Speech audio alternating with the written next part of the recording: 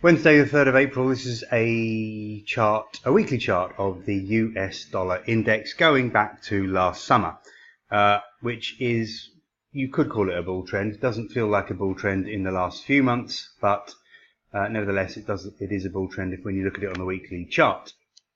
Going to the daily chart, more of a sideways pattern really, especially since, well, December. Let's scrunch this chart up a bit. There we go. Especially since sort of October. I definitely think you could call that a sideways trend. Here's the lower trend line going back to October, just to emphasize the fact that it's mostly sideways. Yes, we've trickled up a little bit lately. So, we are holding within this sort of pennant, or maybe triangle you could call it, depending on which trend line you want to look at. This one going back to the end of September, or this more recent one going back to the middle of October. The one from September did hold recently when we tested it and the 200-day moving average, and then we soared up back through the 100-day moving average after just a little pause, as you can see from this red candle.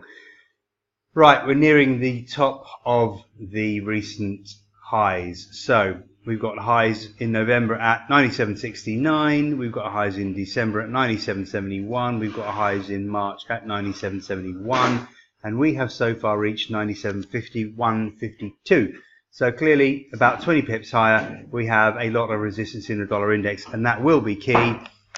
If we turn around and reverse, then obviously we remain in this sideways pattern, and we would probably be dipping down to 96.90, maybe 96.50, and then it's a question of what happens down here at 95, 96.00, 95.90, whether we break lower. If we break above 97.77, give it a bit of room. Bearing in mind how much we have been going sideways, we could easily just see a full spike up. The whole world who trades the dollar is desperate for a breakout and a trend to follow. So we could see a spike up, a fake, get a few people getting into long positions and then getting forced out of them as we dip back below. That wouldn't surprise me at all. Little bull trap. So we really have to see, well, certainly a weekly close on Friday above that trend line, at least a weekly close before I would even think about getting bullish about the dollar. With such little volatility, it is the short-term charts really that you have to look at. This is the hourly chart, and we've got a trend line going back to 26th of March. It's only about a week old. It comes in at the short-term 23.6% fib at 97.25. Within a couple of hours, will be the 100-hour moving average will be up there as well. So 97.25, 97.20 would be the level to watch. At first, on the dollar index chart, break below there, we'll be trading 97.10, which is just a Fibonacci support. There's nothing else there, really. And a break below there could quite quickly target 96.85. That actually, if I remember correctly, was a level that we were looking at on the daily chart. 96.85. There you go. That ties in quite nicely with the midpoint of the Bollinger Bands. So that would be a good support level.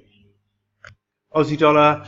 This is one huge sideways trend with very little volatility. You can see the trend lines. The upper trend line is at 71.60, 71.70. I say 71.60 because it's just above the 100-day moving average. So the 71 sort of 50, 71.70 area is on obvious resistance band. Certainly worked in March.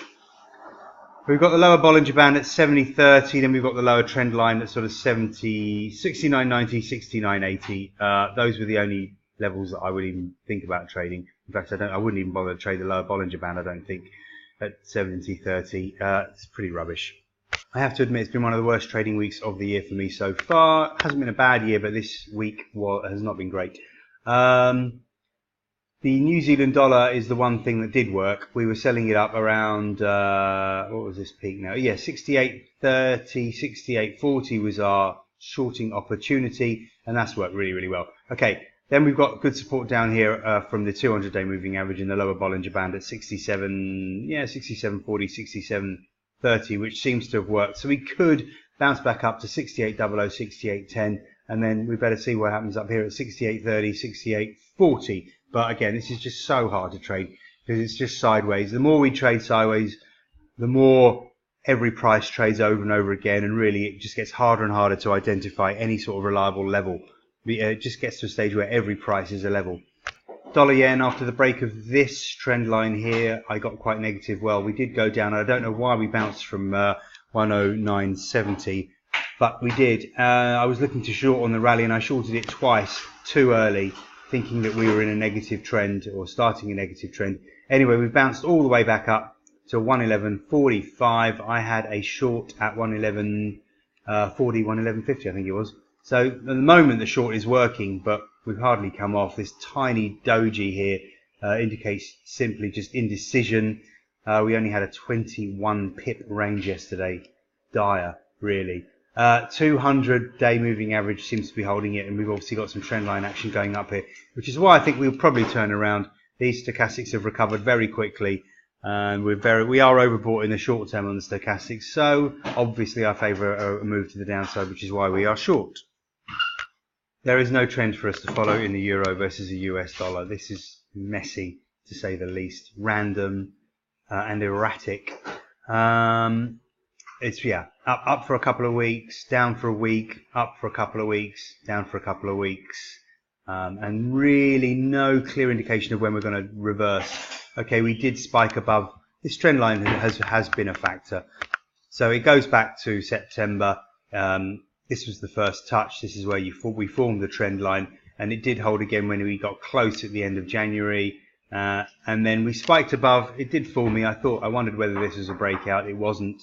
We spiked out on 2 days in the middle of March, but clearly reversed, and then just sank back below the 100-day moving average, this shorter term trend line, which is still relevant. Anyway, we've just sunk and sunk and sunk. Now the question is, what happens down here at 1170, 111.60? Does this hold and do we reverse? Already we look like we could have bounced. This is a mildly bullish candle. The fact that we spiked lower and left a long lower wick could indicate that we're about to reverse, but I don't see that as a buy signal. Yes, we're oversold, so that would back up the theory, and we're also oversold on the short-term chart, but this isn't really a pattern to trade rather. It's just very messy, too difficult. I'm leaving it alone. Euro yen is a similarly confusing picture. I've drawn a trend line from this mid-Jan low to the March lows, and that trend line has appeared to have worked, but now in all these charts, all the moving averages are just going sideways because we have been trading. So even the 100-day moving average is starting to go sideways. 55-day moving average is exactly sideways, and even the 200-day moving average is starting to go sideways, just to emphasize the fact that we are going sideways. Gold is usually one of my favorite markets. It's got a little bit trickier to trade lately. We've got this trend line going back to January, and I wonder if this is the neckline to a head and shoulders. I don't know. This is a very weak left shoulder, but this could be described as a head, and this definitely could be described as a right shoulder.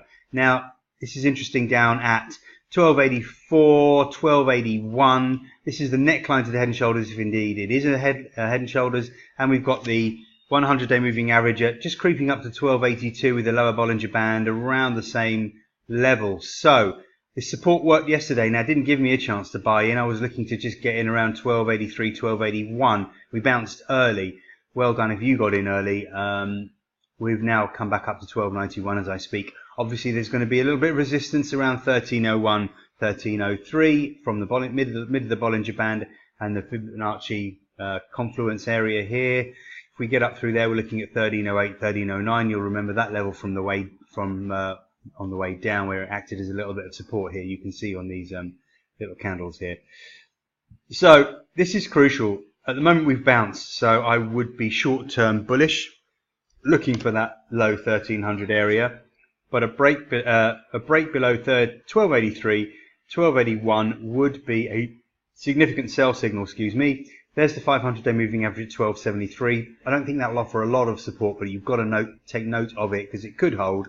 Break below 1273 would be another important sell signal.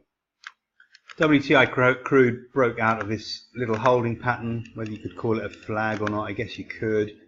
There you go.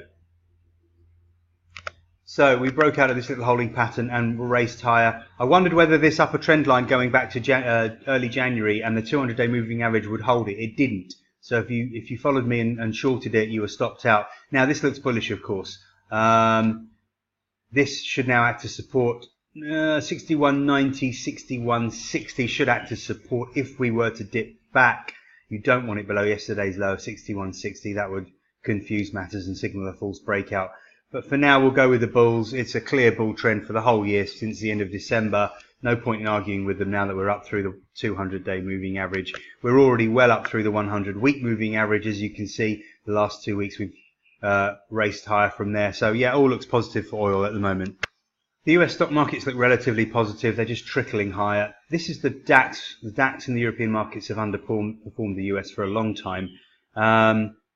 You have to wonder whether this is a double top. So this could be a trading opportunity. We'd have to break up above 11,840 for it to fail. But yesterday we topped at 11,830. So there is the potential of a negative double top in the DAX. If we creep up a little bit today, you want to sell it in the low 800s with a stop above it 11,850. It looks like a reasonable risk reward if you're feeling like the stock markets have done enough on the upside. There's just a weekly chart look at it. You can just perhaps see the double top a little bit more clearly. Could that be a double top in the Nasdaq as well? I wonder. We got close to the previous high.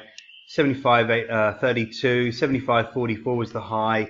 Again, if you fancied a punt, I'm not necessarily recommending it. I'm just pointing it out that if you want to have a gamble on whether this is a double top, if you're feeling quite negative, then it's worth a try. It's the only selling opportunity I can see in the stock markets at the moment. The Dow and the S&P look they look okay. I'm not sure I certainly wouldn't be shorting into them, but there's no sell signal.